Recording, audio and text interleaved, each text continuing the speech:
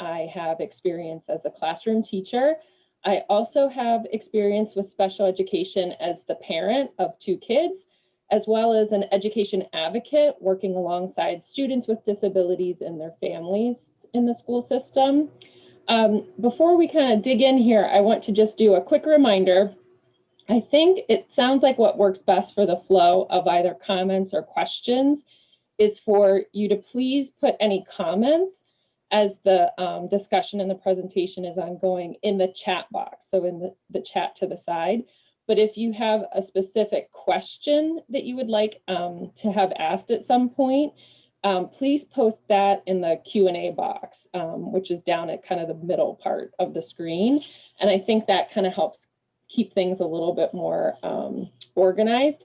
And there will be a couple of points where we'll pause and I can take any questions at that time. We'll obviously have open Q&A at the end of the session. And I have wonderful teammates from navigation, Jill and Jen, who are helping to make sure we get through all of this smoothly. So thank you for that today. So we're going to be talking about navigation and communication across systems with medical diagnosis and school-based eligibility of autism. So just kind of during our session today, we'll cover the overarching principles and some of the basics that are helpful to know. Please remember you can reach out to your Autism Alliance navigator at any time with questions. And many families experiencing challenges in navigation across systems, trying to secure access to appropriate opportunities and interventions for their child, that can get really complicated. And so we'll walk through some aspects of the process to help you better understand those differences between the systems, which is an important aspect of effective advocacy and effective communication. I always have to give this disclaimer, as we'll be covering aspects of federal law and state regulation. It is important to note that this training does not provide legal advice. As I mentioned, my background is in education. I have experience as a classroom teacher, as well as working with families in my role as an education advocate. However, the intent of this material is to support you in navigating the process and procedures within systems. At some point, you may find yourself in a situation where legal advice would be needed, and an attorney that handles special education law should be consulted. So I just want to make sure that we're clear there. So as a parent, being unsure of how exactly to meet the needs of your child can feel overwhelming. I know that as a parent myself. And discovering your child has a disability can have a profound effect on the family. The journey is one of much discovery, growth, challenge, alongside joys. And if you're a parent, it's important to educate yourself about your child's disability, effective medical treatment, as well as effective educational interventions. And as caregivers, when we think about supporting our children, there are a lot of aspects to consider. Just starting out, like what are some resources that are needed or which may be available? How do I figure out what resources? So then connecting to the clinical or medical side of things. That kind of gets you on the trail of connecting with appropriate evidence-based intervention. And then how do I relate that to the academic or school-based setting? And trying to kind of do all of this while still honoring the interests and the personality of our children. And at the center of all of these concentric circles, and you see if you try to kind of look right at the middle of that, that's a lot going on. And right at the center is the child and the family, you alongside your child. It takes a significant amount of time, effort, knowledge to synthesize all of these things into your everyday life context. So in other words, you're managing a lot, and I recognize that. So navigating these systems and working towards access and alignment, it directly affects health and well-being. And as education is one of the social determinants of health, this is where I choose to dedicate my time, effort, and energy toward advocacy to improve these systems and this information and the access and the outcomes. And as I said, you're taking, a significant step today in that direction by attending this conference. It can sometimes feel like falling down the rabbit hole. So, today we're going to go down the rabbit hole together. So parents are often surprised to learn that a medical diagnosis of autism does not automatically entitle a student to special education services under the Individuals with Disabilities Education Act, which is also known as IDEA. In fact, your child does not need a medical diagnosis to access school-based services, and your child does not need to have been found eligible for special education to receive a medical diagnosis. They're separate. So understanding those differences between medical diagnosis and an educational determination of eligibility for special education services can help you become stronger advocates for your children. Parents need to understand how each of these service systems, medical and educational, will address the treatment of your child. It is generally recommended to pursue both a medical diagnosis as well as school-based eligibility, just so that you have that kind of wraparound whole range of services and supports. So if we look at kind of a comparison of the two, I'll continue to emphasize that a medical diagnosis and school-based eligibility are two different things. It's helpful to understand the distinction and use of terms, diagnosis versus eligibility, when speaking about the different systems, in part because words often matter a lot in our communication with our teams in these different systems, and especially in education. A lot of times I've seen in my work as an advocate, things can kind of just get derailed because we're kind of saying the same thing, but we're using slightly different terms. And unfortunately, I wish it weren't that way, but that happens a lot. So I try to be very specific with the terminology that I use. So within that medical kind of realm, providing a diagnosis is practicing medicine, right? It's requiring licensure in order to do so. And only those licensed clinicians should really be making any kind of diagnosis, which is separate from, school-based personnel typically are not licensed to do anything in that way. The medical system, has thousands of medical codes, and some are for diagnosis or conditions. Others are to refer to therapies or treatments. And, it's kind of become this like code-dependent system in many ways to be able to access clinical therapies and care. Within the medical realm, a comprehensive assessment as part of a medical diagnosis can really provide important information about your child's development. There's generally a focus on both your child's strengths as well as areas of need. Pursuing a medical diagnosis provides useful information on which areas of need should be targeted for effective skill building intervention. And a medical diagnosis is often required to access autism-specific interventions, again, the clinical side of things. By that same token, simply having a diagnosis from a medical provider and maybe even a letter from them saying this child needs special education services is generally not sufficient in meeting school-based eligibility. To qualify for special education services, a child who either has a suspected disability or who has a diagnosed medical disability must also be found eligible as defined by the Individuals with Disabilities Education Act.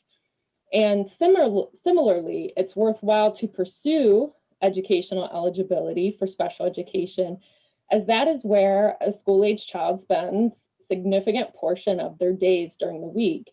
And it's important to have a similarly comprehensive evaluation that considers the educational impact of autism on your child in the school environment.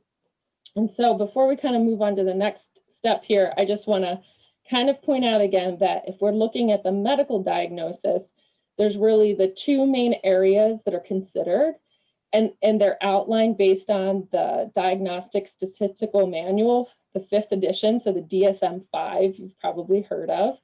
The purpose of the diagnosis or the diagnostic, process is really to understand the cause of symptoms and to guide treatment plans and try to identify the most appropriate treatments.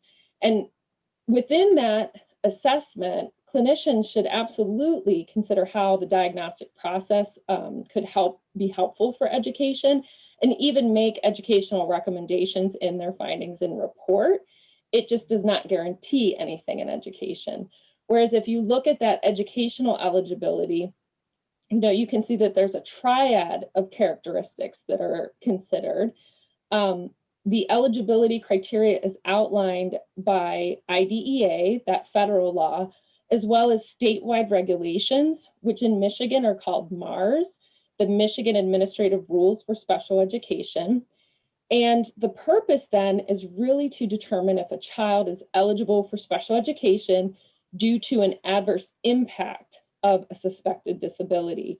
And so the school team, kind of back and forth, if you picture like a ping pong ball, a school team can consider a clinical diagnosis. It's helpful for them to know about that and information from that clinical report when making their special education considerations. But it's just important to know that one does not directly connect to the other. So you really do have to navigate and communicate across systems to access the most, kind of comprehensive interventions for your child. And so we don't have to spend a ton of time digging into this because I kind of just outlined it. But if you want to just kind of look, there's again another comparison of the education-based eligibility, a clinical medical diagnosis. What's the purpose of that evaluation? Who's part of it, right? What are kind of aspects of a plan? The criteria that's used, we've talked about, and some of the evaluation components. And it's just important to note that some of the things listed in here are listed as examples of what's typically done, but it is not a requirement of what's done.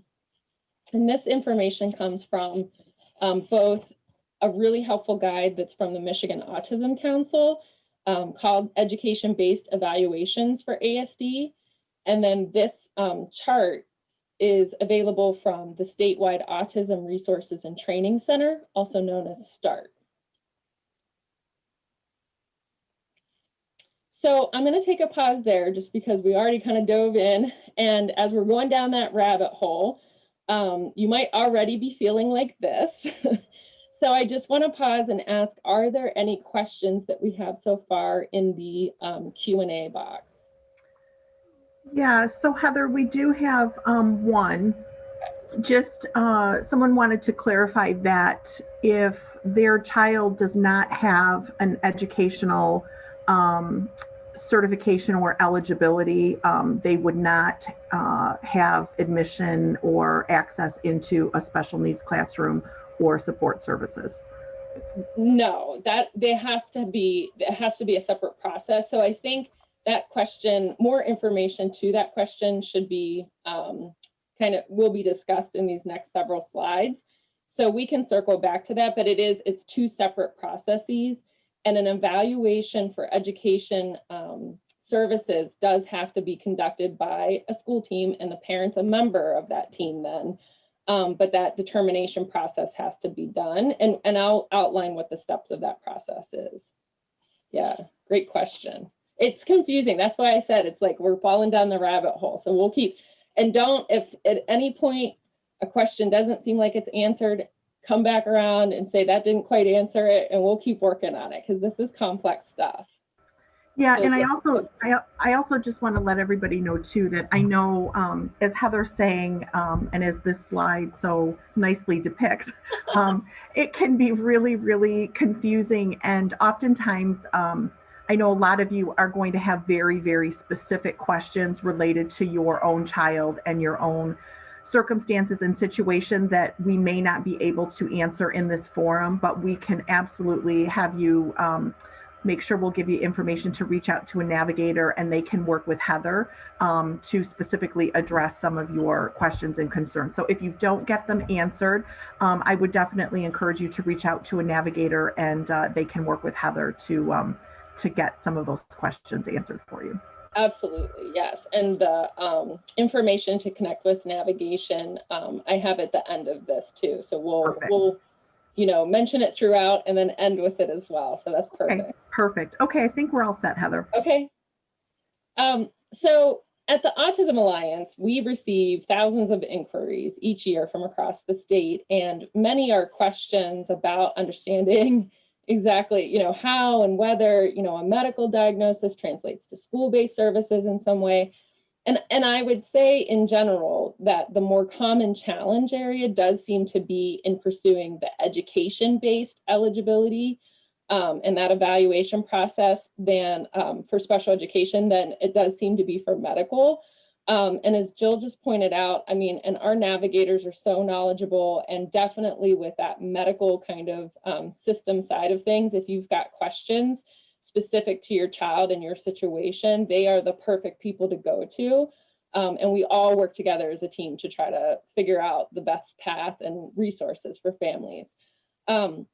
But given our time today, I mainly want to focus on communication and navigation in this kind of the ed realm space.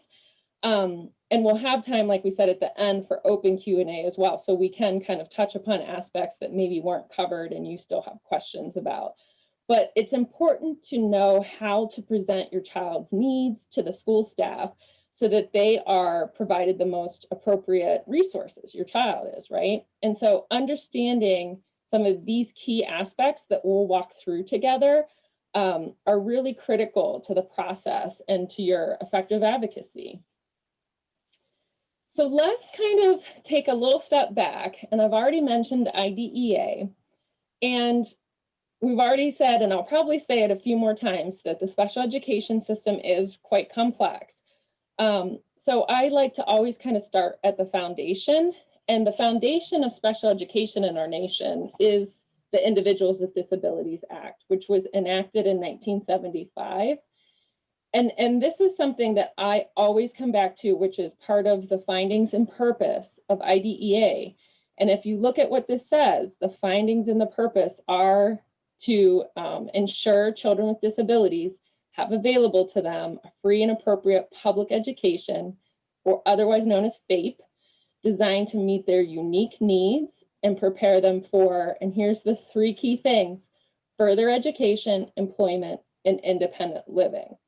And then later in the findings and purpose, Congress also said that IDEA is also to ensure that the rights of children with disability and the parents of such children are protected. So this really is kind of the foundational starting point for which all of special education that we're talking about and parent involvement as the advocate on behalf of their child, it begins at this starting point. And so another key step at that is a provision called child find, which is an affirmative obligation that public schools have to locate, identify, locate, and evaluate all children that live in the zone for that public school area that have suspected disabilities. And another key term in there is that it's regardless of severity. So that should not be a limiting factor. And it's important to know that a parent or a school staff member may refer a child for evaluation for special education. So child find is not just about the school. They need to be proactive, but also parents can raise concern to school members as well. And then, oh, I'm sorry, I went back the wrong way, hit the wrong arrow. So throughout this presentation, I did add a couple of sort of like some of the most common questions that come up. And so the first one is, what should I do if my child has received a medical diagnosis and I believe that he or she may need special education services?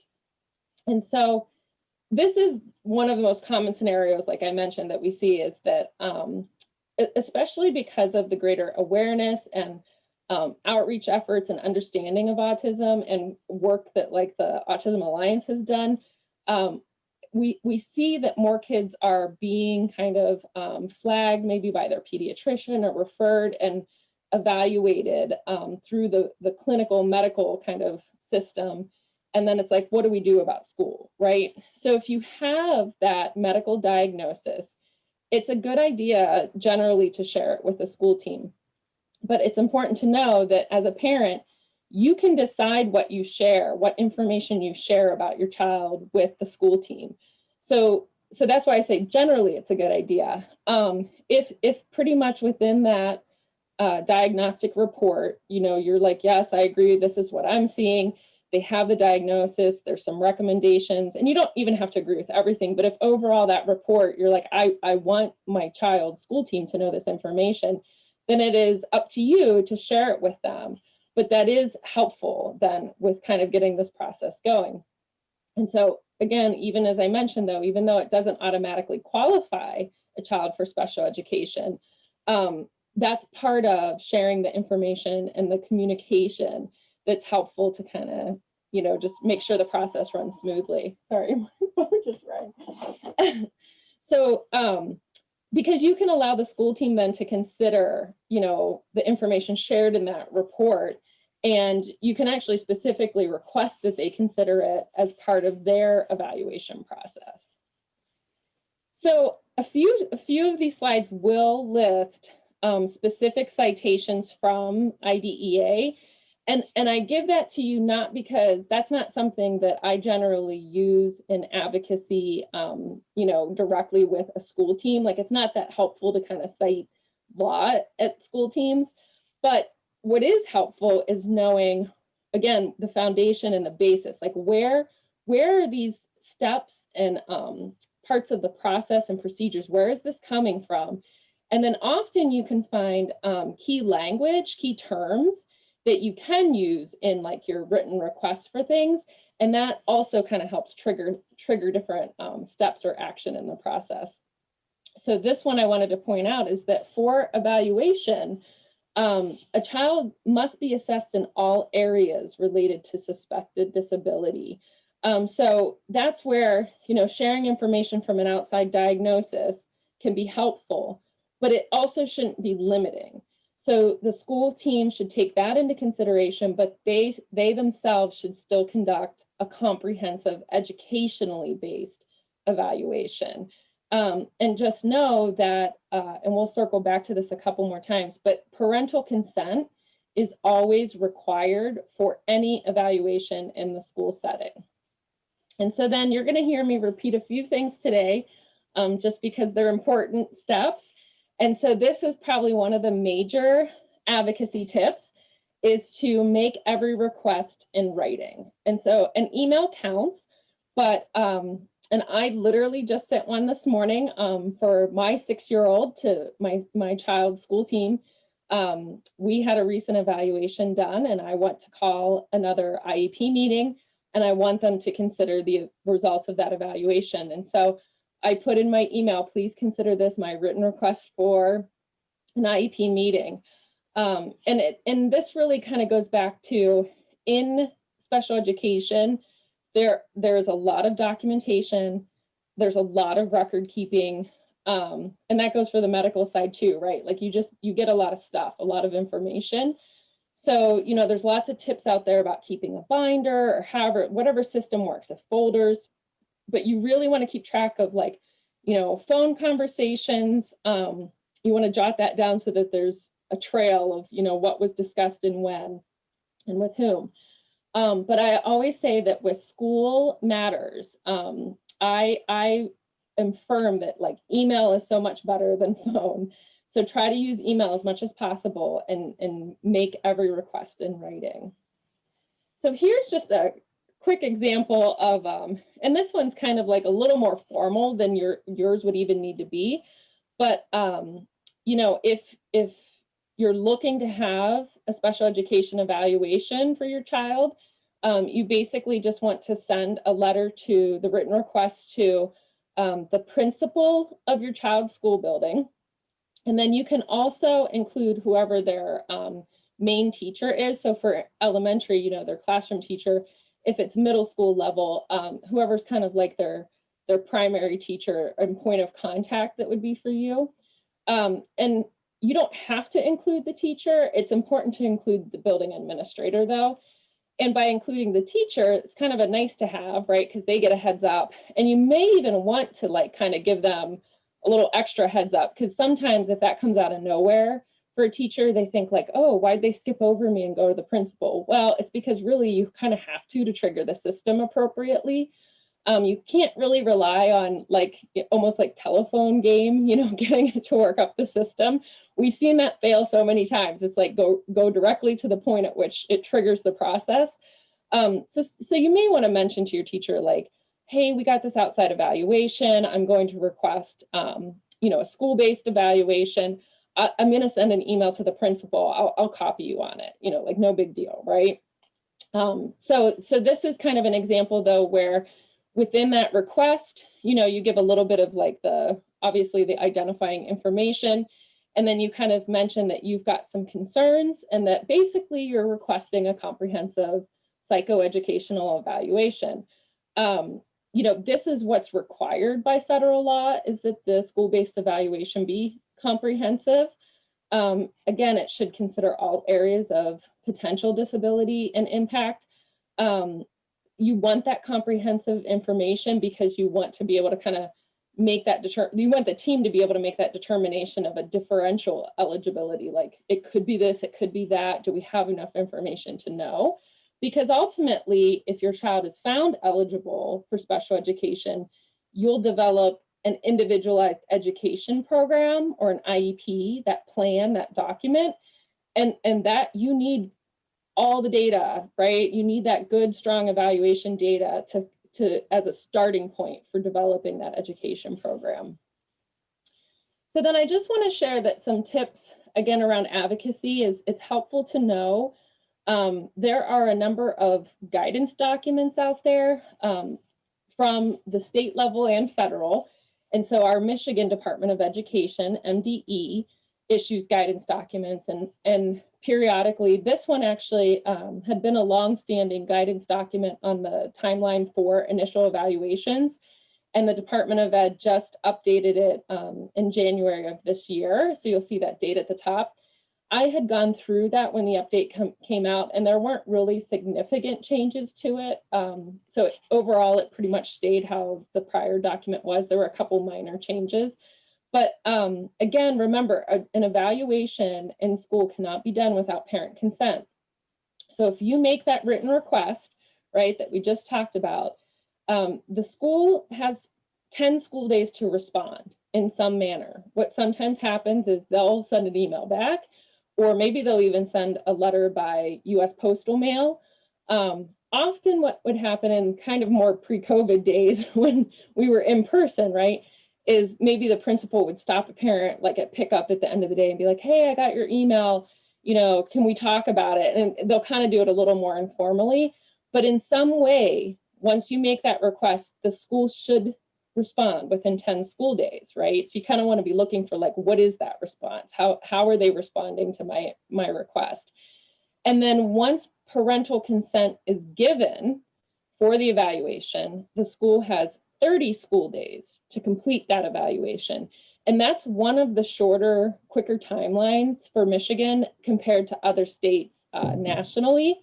And so a couple of quick notes around that. Within education, special education, when we're talking about days, it's important to note whether something specifically says school days versus just days. So if it specifically says school days, that is very, like, it's very defined, right? It's the days that kids are actively in school. So breaks, weekends wouldn't count. Spring break wouldn't count in that calculation. So, you know, 10 school days, if you send your written request for evaluation on the Friday that spring break starts, like the clock doesn't start until school actively resumes, right? But if it just says days, then that does mean calendar days. So you want to just kind of keep that filed away and just remember that when you're trying to track timing. And then I'll just kind of point out, I've mentioned a few things, you know, there's the federal law, IDEA, there are state regulations, MARS. So when you're looking at something like this, if you see those like, I don't know, greenish, bluish, tealish squares, where it says, the first one says under Rules and Regulations 34 CFR, section 300.111, that CFR is the Federal Register. That is IDEA, that's the federal law. But if you go down to the bottom where it says timeline anytime, rules and regulations, and you see R, and then it says 340.1721, that R refers to the rule in Mars. So it's like rule, you know, could be, there's multiple rules, right? Like rule 21 or rule 15, and that's referring to Mars. So again, it's like you start to learn all of this stuff as we navigate this, you know, Wonderland maze. So I'm just pointing out some of those things to hopefully help make it a little less confusing and something that you'll remember when you see it again. And one last kind of advocacy tip mention here is, I was talking about, you know, you'll make that request, that written request for school-based evaluation, and the school must respond. A common response that has been heard over time is the school will say, oh, you know, thank you for bringing this to our attention. Maybe they'll even say, oh, we noticed some things, or maybe they'll say, oh, we had no idea. And then it'll kind of informally be a conversation that goes something like, you know, well, let's pull in like the reading specialist, or let's pull in somebody and we'll kind of talk to them. We'll try some things. Maybe we'll try to change some things in the classroom. And like, that all sounds great. And that's all fine. What that's part of is either what's called a response to intervention, RTI, or now more commonly in our state, it's called the multi-tiered system of supports, MTSS. And that's good practice to have, you know, kind of like tier 1 is base supports for everybody. Tier 2 is, okay, you know, this kiddo needs a little bit extra. And tier 3 really is kind of when we're talking about special education. Again, that's all well and fine. But there is federal guidance from the U.S. Department of Education, Office of Special Education. They issue guidance similar to how state departments do. Sometimes they issue it as a letter to colleagues, like if it's not directed to any specific, you know, person or response. Sometimes it's issued as a memorandum or a question and answer document. People can also, individuals can also write to the Department of Education, the U.S. Department of Education, and ask questions related to special education, and they'll respond. And when there's a response that's kind of part of like a systemic issue, it'll be called like a letter to whomever wrote to them, right? So there's one that's, you know, letter to McWilliams, and it's about FBA's functional behavior assessments and behavior plans, okay? So there's tons of these out there. And so what I wanted to mention under your request for an evaluation, if you find yourself in that situation where it's like, oh, we can try some things, it'll be fine, you know, and then maybe we'll like re-meet and stuff, you can do that. It's both and. Do that. That sounds great. Do that. But actually, we don't need to delay evaluation to see what happens if there's a response to that intervention. And there's OSEP guidance from 2011. It's an OSEP memorandum that essentially says that. It outlines it and says that it should not delay evaluation. So that's just a common one that is a misunderstanding, I think, sometimes with school team members. And so it's important as a parent for your advocacy to know that these kinds of guidance documents are out there, because then you can say, oh, actually, my understanding is that we can do both, that we don't need to delay evaluation while we're trying some response to intervention things. So let's keep going down that rabbit hole. So this is just kind of a visual to help you understand the sort of the steps in the process. And not all of these are required or not always required at the same time. Like at the top there, it's important to note READ, which is a review of existing evaluation data. It's not required at an initial evaluation for school-based eligibility. However, as I mentioned before, you know, ping-ponging back and forth between medical, clinical systems, and school-based, students with autism often do come to school with outside diagnoses and documentation, right? And if that's the case, then you can say, well, can we, as part of this, as we're starting this initial evaluation, can you also do a read? Can you do a review of existing evaluation data?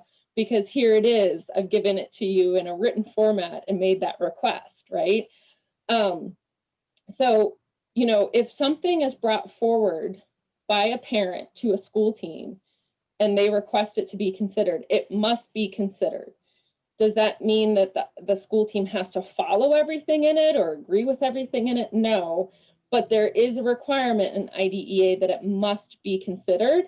So we've got to think of like the effective advocacy ways to use that, right? So again, do it in writing. You're going to hear me say that a lot. And then, you know, they're going to complete the evaluation components. It should include things like the teacher and building staff interviews, observations by team members in multiple environments, you know, parent-family interview and visit sometimes, depending on the age range, standardized assessment considerations. So that's kind of that bulk of like what goes into the components of the evaluation. Then you will have a results review meeting, and they will produce an evaluation team report. And that's usually referred to as the MET, which is the Multidisciplinary Evaluation Team report. So the MET report, and you will hold an IEP team meeting then. That doesn't yet guarantee that your child has an IEP, right? It's like you'll hold that team meeting.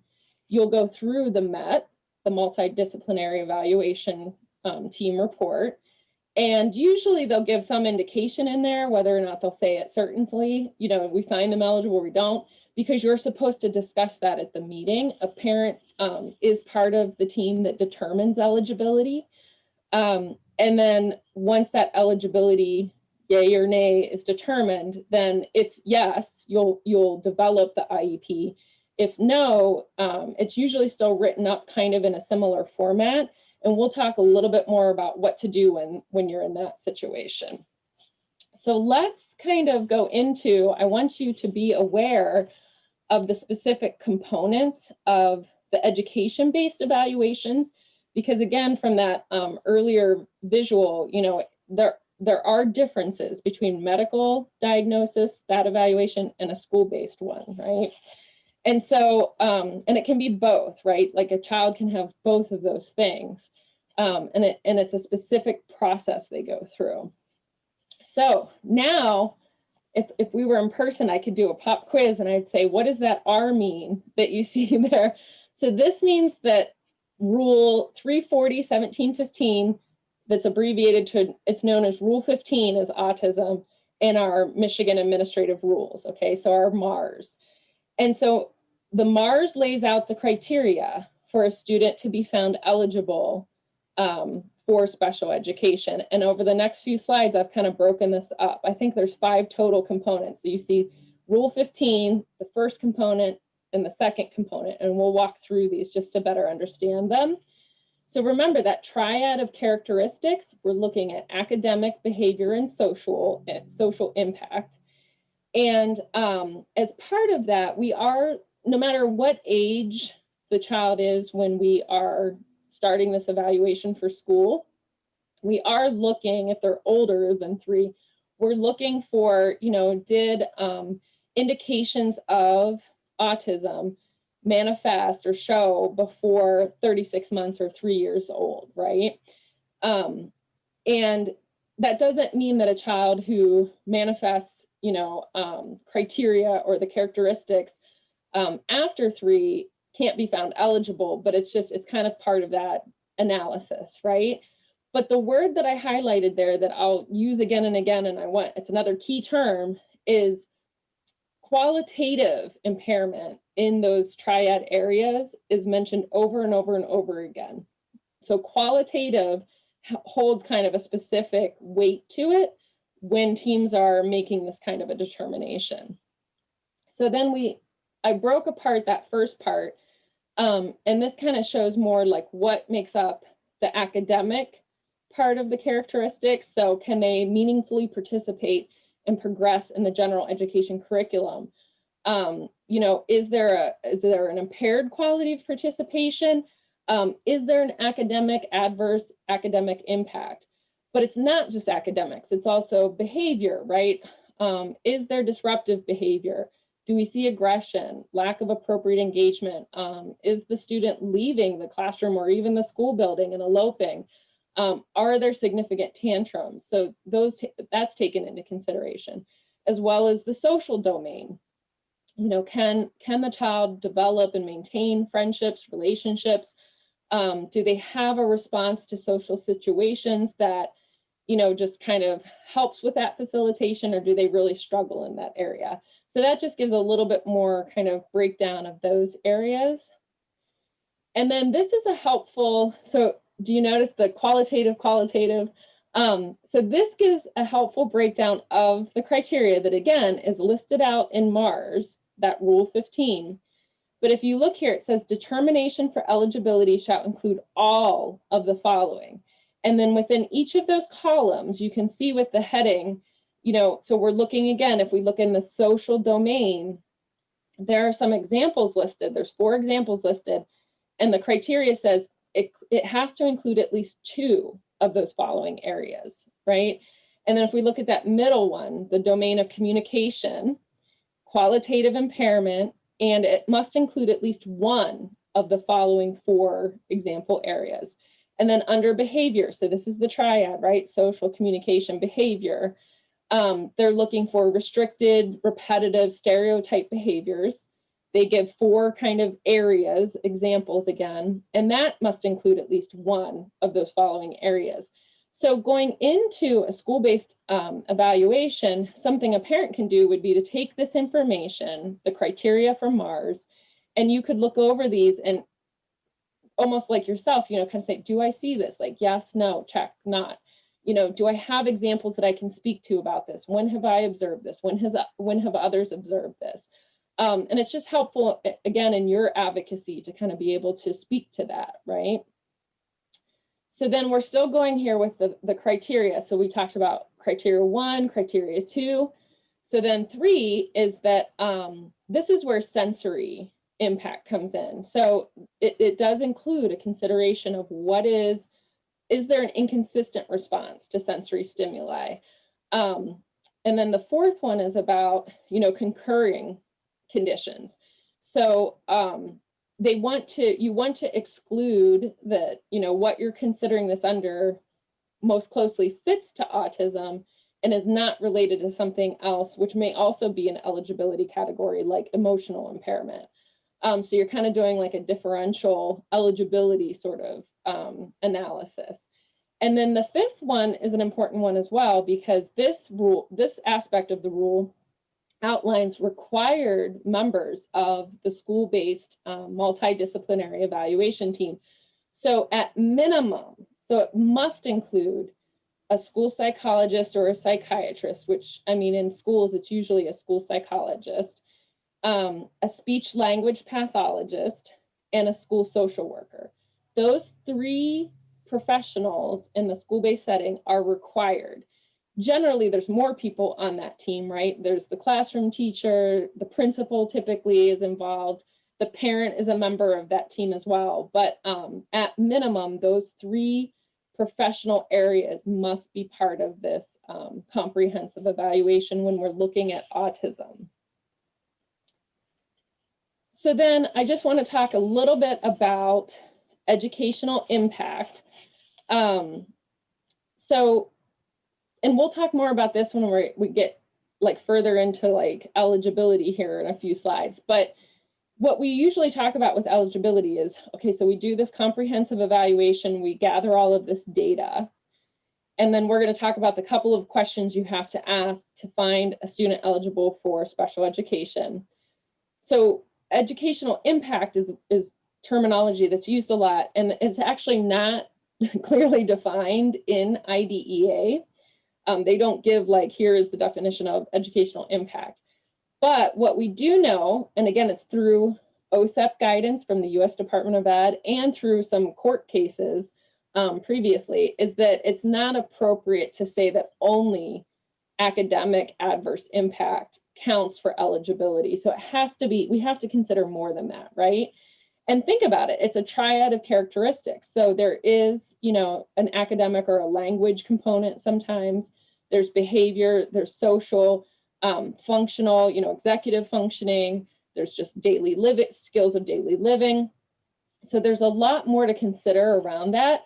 And I bring this up and spend some time on it only because we can often hear, especially with kids who are doing really well academically, like in their schoolwork and with grades, you know, teachers may say like, oh, well, they won't qualify because they're passing, they're getting good grades. But we know that that's actually not the only qualifying criteria. We have to consider all of them. The other aspect is that, you know, you want to document that impact as much as possible to demonstrate that evidence. And another key part is those core characteristics are required to be present and pervasive across environments, across the educational environment. So it can't just be this one time during this one class that this is problematic. It's a general pattern or trend of having challenges. So then, as I've said, repeating myself a little bit, but words matter, right? The terminology matters. And so I just kind of pulled out some of the ones that are used a lot and mentioned in the criteria and just referred to by school team members. You know, pervasive, marked, like a marked difference, right? A marked impairment. Qualitative is used a ton, right? And qualitative impairments mean it's very different, right? It's not just, it's a little different. It should be kind of standing out as different, which would be far more than maybe just a little bit of shyness or immaturity.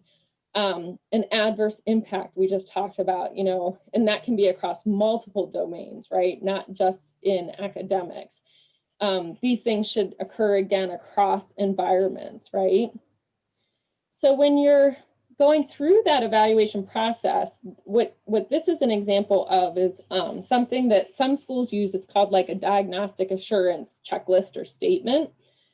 And schools are not required to use these, but many of them have them. And so what's important to know as a parent in advocacy is you can just ask, like, so you're, you know, they're going through this process, you're preparing for this eligibility meeting that you're going to hold. You know, they're pulling together their report. You should kind of similarly sort of be pulling together your thoughts around this and why you think, you know, a certain way or another, what evidence do you have of it? And what can be helpful is to just say to your school team, and usually it's like whoever the case manager kind of contact person is that's sort of running the show and is the direct contact for you, but you could just say, you know, hey, does our district use like a assurance statement, you know, to make sure that we're considering all the different eligibility categories for the child and what those areas are? And I mean, hopefully they'll just be forthright whether they do or not. And if they do use something like this, if they say, yeah, we have a checklist, you say, could I please have a copy of that? There's no reason that they shouldn't honor that request. And it could be really helpful to you, just how we were walking through the criteria. You could go down the checklist and see what you think applies, so that when you get into the meeting, you've got that preparation, you've been thinking about it, you'll be kind of using the same language. So just knowing those little tricks sometimes of just what to ask for, what might exist, and can I have a copy of it, can be really helpful in advocacy. So as I mentioned, so within education, there's two fundamental questions that must be asked and answered to determine eligibility. So number one is, does the student have a disability that is covered under the IDEA? And we can go back to, there is a definition of a child with a disability in the federal law. And a key phrase in that is that it's a child who, by reason thereof, needs special education and related services. So does this child have a disability? So if the answer to number one is yes, then you look at number two, right, of the second part of that, and you say, because of the disability, does this student need special education or related services? And kind of the way you answer that is by saying, does the child's disability adversely affect, their educational performance, the impact, right? That adverse impact. And because of that impact, do they require special education and related services? Do they need it? And if that answer is yes, then the student is found eligible. So it's not just that they have a disability, it's that you have to demonstrate that there is a need for special education because of an adverse impact. So both of those questions must be yes, basically. And so, like we said, always keep in mind, though, that educational performance is more than just academics, right? Nowhere in IDEA does it actually say anything about grades as part of the determination. They're just one part of the data that you look at to consider it.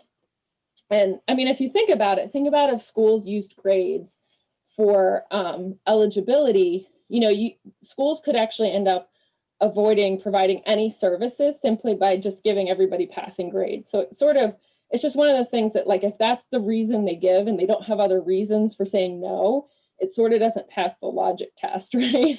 Not to mention the regulations and requirements. So, the U.S. Department of Education and courts have repeatedly said that education also includes things like social skills, behavior, like we talked about, really anything that impacts a child's ability to access the learning environment in order to make progress in the curriculum. And remember that key purpose and findings of IDEA, why they're supposed to be ensured, right? Free and appropriate public education so that they can go to further education, employment, and independent living. Is there an impact that would impede a student from being able to get there, right? Let me think of a few more examples. So we said social skills, like emotional behavior progress, adaptive skills, activities of daily living, and I mentioned executive functioning. So I'm bringing that up again just to say that there are multiple areas that we should be considering, right?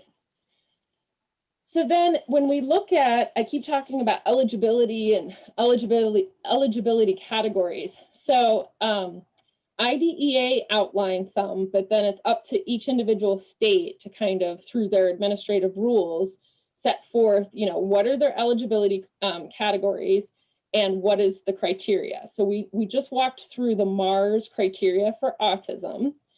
And so as part of an evaluation like that, the team would be looking and saying, what other eligibility categories might we be considering? You would be asking, do you have assurance statements or checklists for all of those?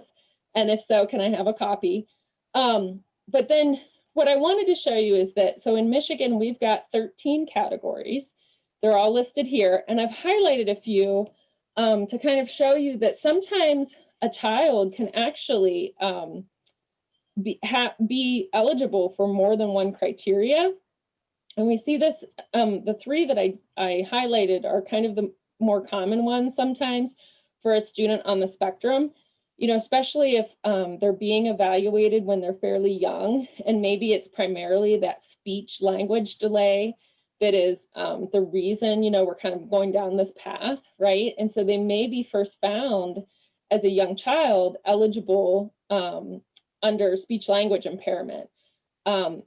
But, or they might have a co-occurring condition. So some kids on the autism spectrum maybe have epilepsy, or they might have ADHD, right?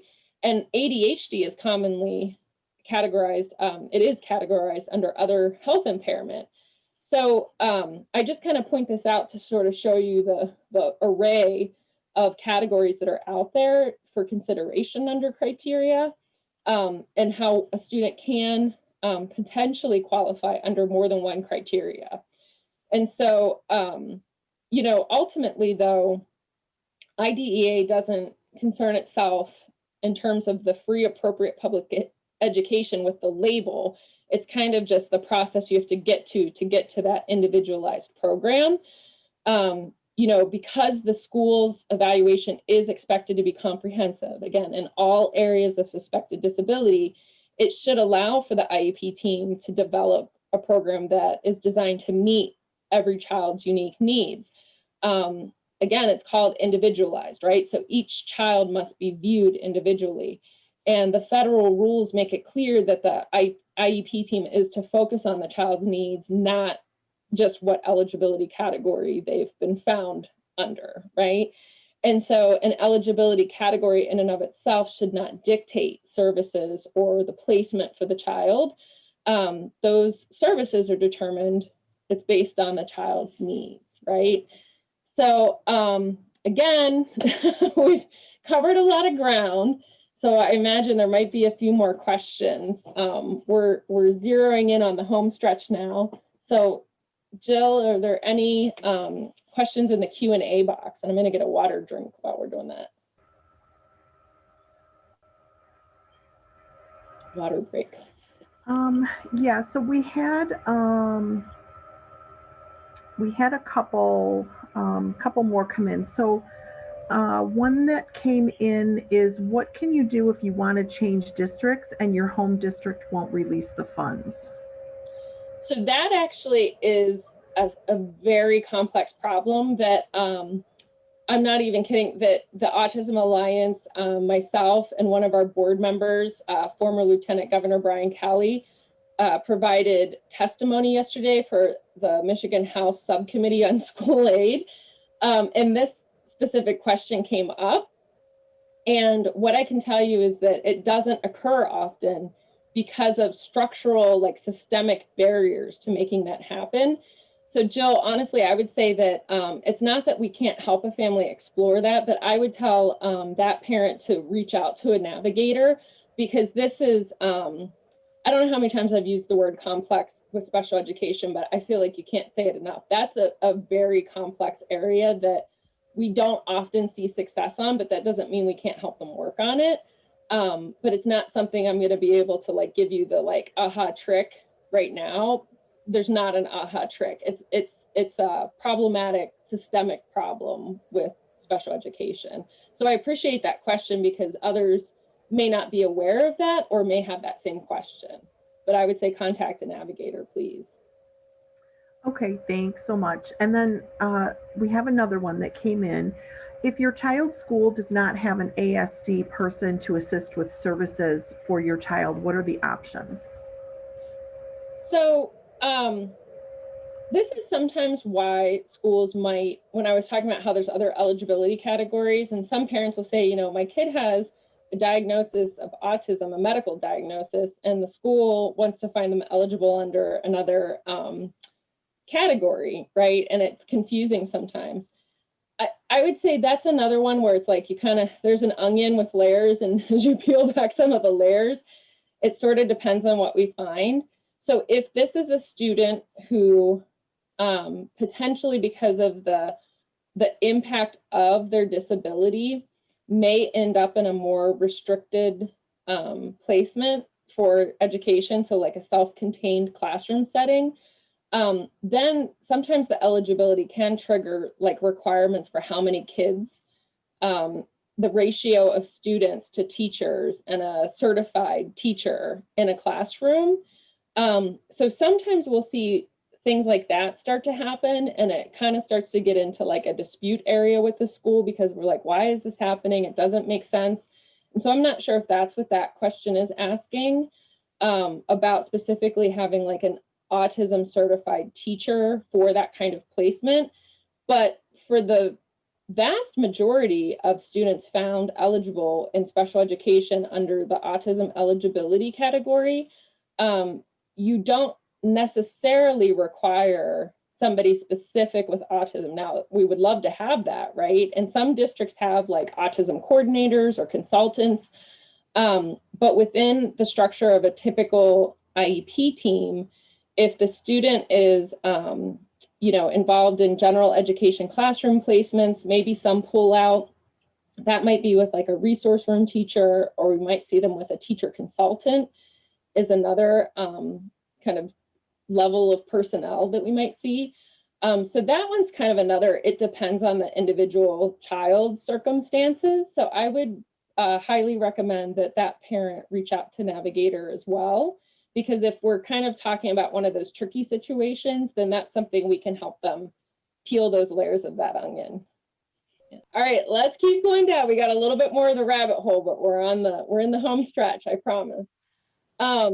so again, this is just, I'm showing you specific citation from IDEA, and this time talking about parent participation, because now I've built up to like, okay, what are these like kind of concurrent systems, right? Like, what are we operating? We're ping-ponging a little bit back and forth, trying to keep up with a lot, managing a lot. We're diving into what is that education-based evaluation process. What does it mean to consider the eligibility? How is eligibility found? And what I really want to now emphasize is, again, the parent role in this as the advocate on behalf of your child. And so within, I keep coming back to the findings and purposes of IDEA. And at that time, I don't think I put what the asterisk is, but the last time IDEA was reauthorized, oh, it's up there, 2004, was the last time that Congress kind of looked at IDEA as a federal law and made any changes. So when it says Congress found that almost 30 years of research, that was 30 years as of 2004. So I just like to point that out, because now we have even more decades of research. But we know that strengthening the role and responsibility of parents and providing them meaningful opportunities for participation. So that's some of the key terminology. Parent participation in this process should be meaningful. They should be given opportunities to participate because you are a member of your child's team for determining eligibility, and a member of the IEP team as you develop an individualized education plan. So just remember that IDEA affords parents the right to this meaningful participation across all of those different parts, right? So you want to just make sure that with your advocacy, your participation includes your input, your requests, sharing your concerns, do it all in writing. Like I said, you're an equal member of the team. You can often feel outnumbered, but you have, it shouldn't be like a democratic vote.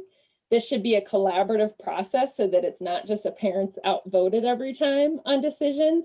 It really should be collaborative problem solving that occurs at the table. And, you are the expert on your child within that team setting. So really, I want to empower you to own that. You are the expert on your child. You know your child better than anybody. You have their best interests at heart. You're thinking about their life on that full life continuum. You have every right to be there and to be a meaningful participant. So I bring this up because there are throughout the process, even in the evaluation aspect, on through developing an individualized education plan, there's lots of opportunity for parents to provide input. Sometimes school team members, either because they're not even aware of all the different times and places, or they're super busy, or they just don't get to it, who knows. But school team members don't always tell parents all the different times and places that they can provide input. But really, it's kind of anytime there's going to be a team decision, you have an opportunity to do that, to provide your input. So even if it's not brought to you as like a request, like, can we have your input, which it might not be, just have it ready to give to them and say, this is my input. Please include this in whatever document you're currently working on. The READ has a place for parent input. That MET, you have a place for parent input, that MET report, and an IEP, there's a place for parent input.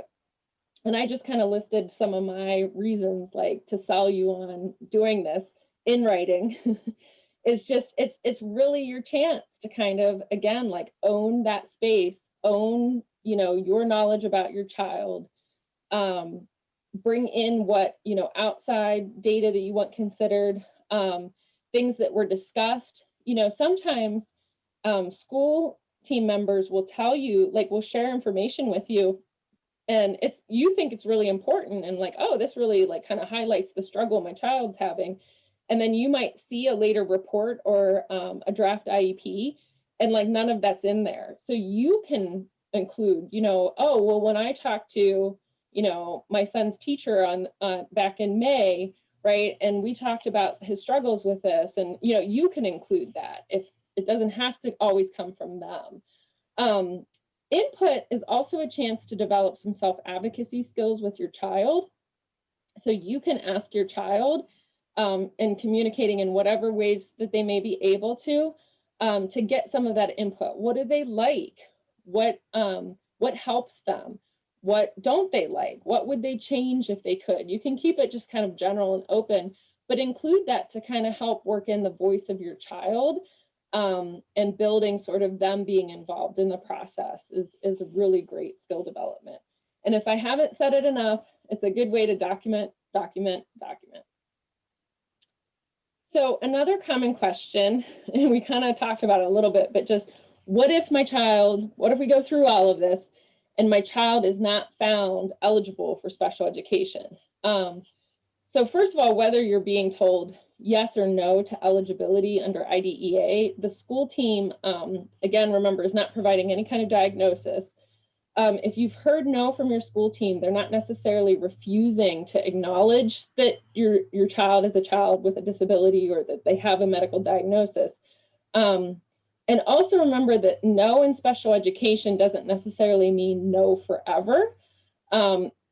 Everything in special education is part of a process. If you haven't kind of noticed by now, there's like a process and a procedure for everything, right? These are outlined. So sometimes no means that you have to focus your advocacy skills on getting to yes. So one of those ways, and this is in MARS, so it's it's known as Rule 21E, and I like to point it out, is just that, again, all these opportunities to provide parent input to document your concerns, and it's even stated in the MARS that actually any participant in the process on the team that disagrees in whole or part with the determination may indicate the reasons on the team's individualized education program report, or you may submit a written statement to be attached to the report. And I think they just give those options because sometimes it depends on just when things happen or what the documentation, kind of the format looks like. But this is where, your written input, you have every right to, if you disagree, to make that statement and have it be included with that. And it can be respectful, but still assertive, right? Like, I appreciate the school team's efforts to evaluate my child. However, the challenges he's experiencing are too great to ignore. I disagree with the school team's findings that he is ineligible at this time for special education, right? You can use the process to still request another meeting to discuss this. You can provide additional data. You can make concise observations for where you disagree with the findings from the school team. Always bring it back to focusing on your child's unique needs that impact their ability to be successful in the education environment. What areas, and remember, it's more than just academics, is your child behind? And you can even kind of list out specifically what you think, what kind of help does your child need?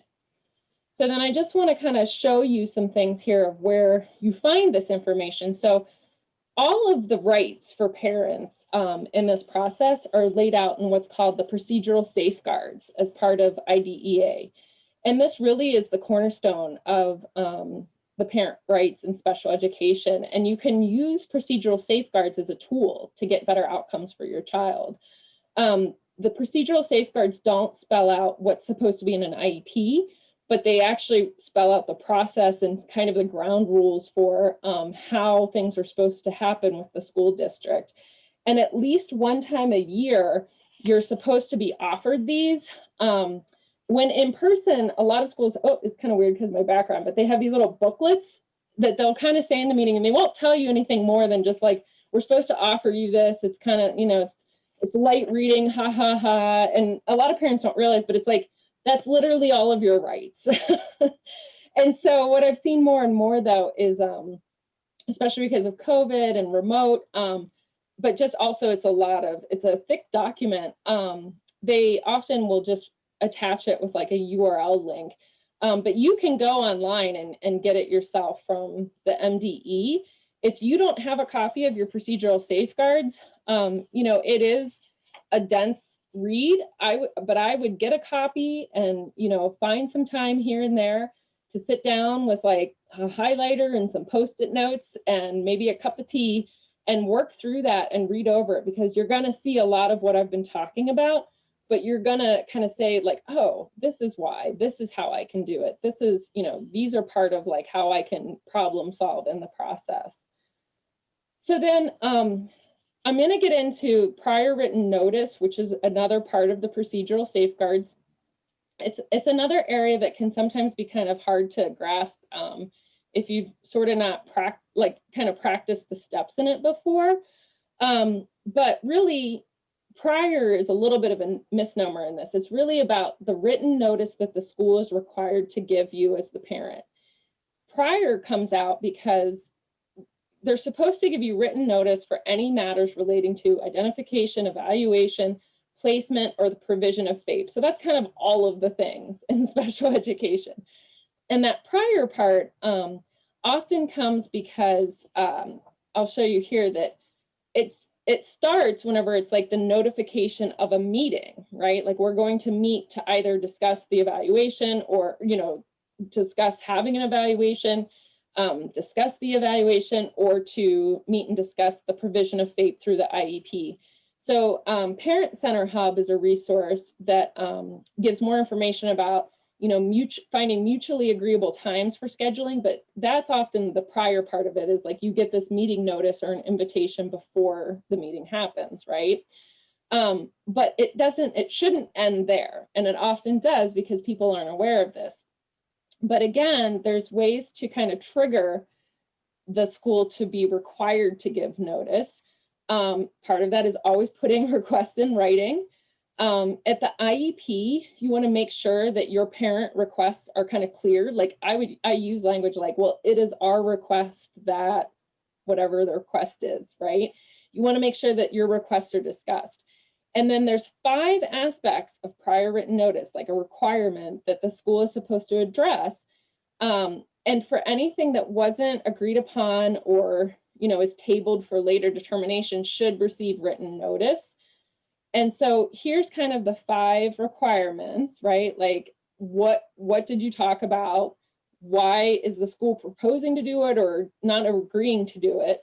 What's the data? Like, what are they basing this this rationale on? What were some other things that were considered? And just, you know, is there any other pertinent information? So what that essentially is describing is like the school is required to give a cogent rationale for things that parent requests that they do not agree to. So this is where sometimes, like, you know, there's lots of chances to kind of document your input, your questions, requests, concerns ongoing. But then after meetings, it's a good practice, it's a good habit to get into where you kind of summarize key points of what was discussed, and then, you know, email the team kind of outlining that.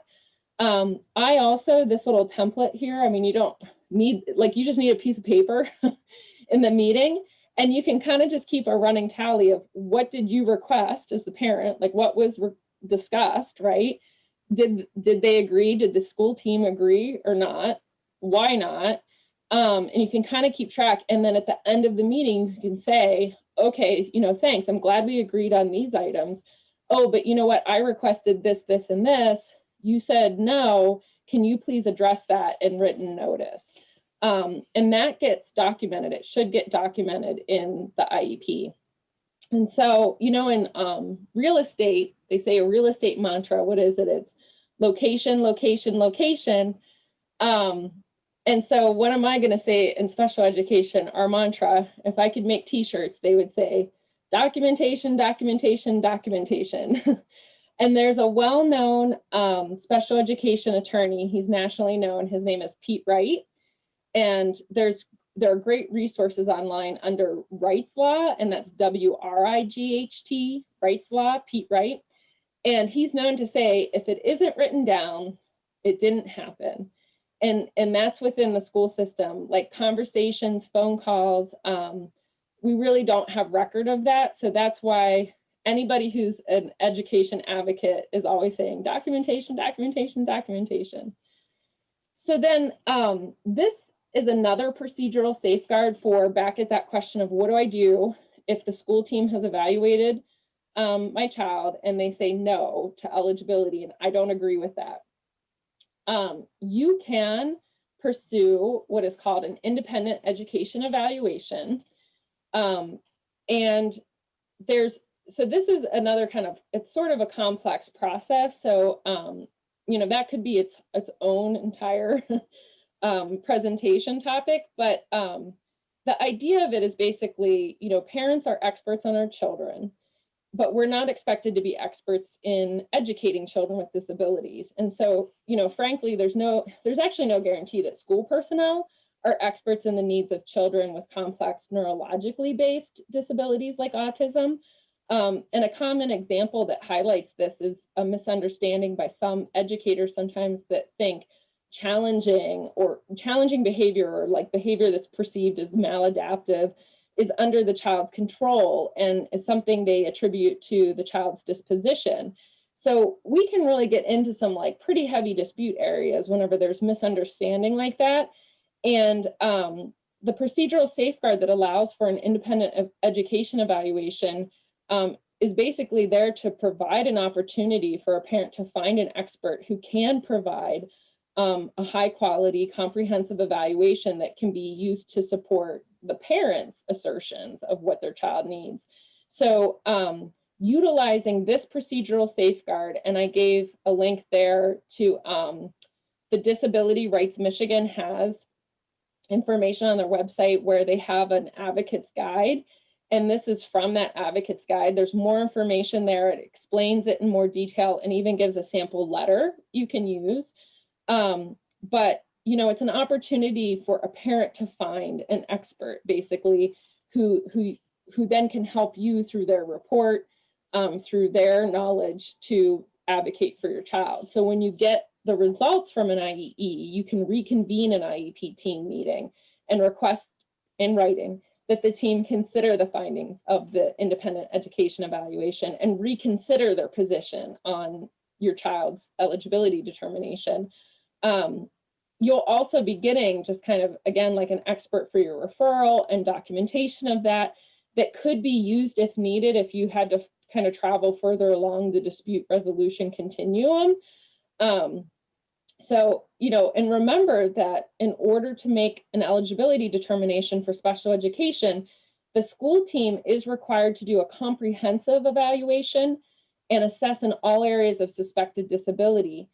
That is one of the most common places where you then can say, I don't think they looked at everything. And you don't even have to give that much rationale in your request. You can just say, I disagree with the findings of the school team and I'm requesting an IEE, and you can request it at public expense. So I would highly recommend you go to the advocate's guide and learn more about this specific procedural safeguard. So then also under that category, and I know we're kind of getting near the end here, of you know, what happens if my child is not found eligible for special education? So I want to kind of point out with these couple of visuals here, the circles off to the side, the concentric circles there, is to kind of show that within the population of all students, you know, a certain subset of students are those with disabilities. And the general prevalence that's kind of mentioned for disability among just general population is around 20%, right? So you could kind of generally say of all the students that are in school, about 20% are students with disabilities. But students with disabilities don't necessarily require or not necessarily eligible for extra protections other than what would be afforded under the Americans with Disabilities Act, which is a very broad civil rights legislation. But then there are some students with disabilities who are, by the nature of their disability, are eligible under Section 504, and I'll kind of go through this in a minute, which you may have heard of like a 504 plan. And that's a number, you know, that's a population of students that is a little bit smaller than all students with disabilities, which is smaller than all students together, right? But still, the most kind of, you know, significant criteria is the IDEA eligible students, which we just walked through. So that's the smallest subset population. So if you kind of look at those circles now, as we sort of talk about this, so to be eligible for special education, a child must have a disability. And what's that second question? But because of the disability, must need special education services, right? And if a child has a disability but does not need the specialized education services, then they're not eligible under IDEA, but they may be eligible for protections and accommodations under the Section 504 of the Rehabilitation Act. And it's possible for somebody to have a disability and a medical diagnosis, but still not qualify for special education under the MARS eligibility rules.